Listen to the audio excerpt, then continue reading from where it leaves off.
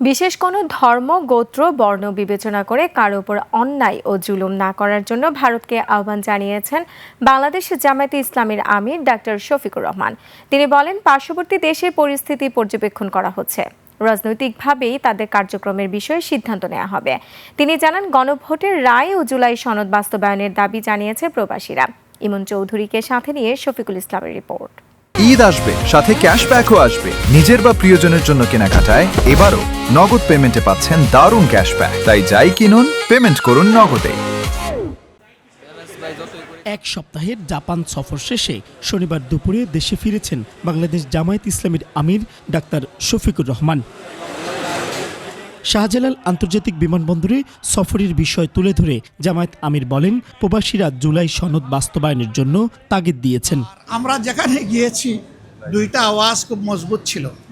আমরা প্রবাসীদের সাথে যখন বসেছি, তারা বলেছে আমাদের অনেক প্রবলেম আছে, কিন্তু আমাদের একটা দাবি খুবই জোরালো, এটা হলো গণভোটের রায় যেন বাস্তবায়ন হয়। আমরা ভোট দিয়েছি, আমরা যেন আমাদের ভোটের মূল্যায়ন হয়েছে এটা আমরা দেখতে পাই। আর এদেরকে যখন দেখতে গেলাম আজকে, আহতদেরকে, পঙ্গুদেরকে, এরা গলায় জড়াইয়ে ধরে বলল, যদি সুস্থ হয়ে ফিরে যাই, জাতির জন্য প্রয়োজন বারবার লড়াই করব। কিন্তু আমাদের গণভোটের রায় আর জুলাই সনদ দুইটা যেন অক্ষরে বাস্তবায়ন হয়।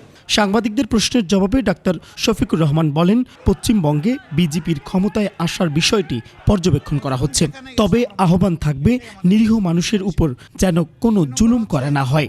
ইসলাম ধর্মকে সেখানে আইডেন্টিফাই আলাদা করা হবে কেন? তাদের দেশের তো সংবিধান হলো ধর্মনিরপেক্ষ সংবিধান। সেই দেশে সকল ধর্মের মানুষের তার ধর্মীয় অধিকার, তার নাগরিক অধিকার ভোগ করার পূর্ণ এখতিয়ার আছে। আমরা ইন্ডিয়া সরকারের প্রতি অনুরোধ জানাবো, বিশেষ কোনো ধর্ম, বর্ণ কিংবা গোত্রকে যেন টার্গেট করে কারো কোনো ক্ষতি সাধন করা না হয়। এদিকে সৈয়দপুরে এক সংবর্ধনা অনুষ্ঠানে জামায়াতের সেক্রেটারি জেনারেল মিয়া গোলাম পরোয়ার অভিযোগ করেন, সরকার গণভোটের রায় ও জনগণের মতামতকে উপেক্ষা করে বৈষম্যমূলক উন্নয়ন কার্যক্রম পরিচালনা করছে।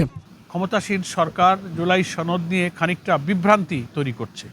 আপনি এটাকে দ্বিচারিতাও বলতে পারেন, কিছুটা প্রতারণাও বলতে পারেন। শফিকুল ইসলাম, 21 টেলিভিশন, ঢাকা।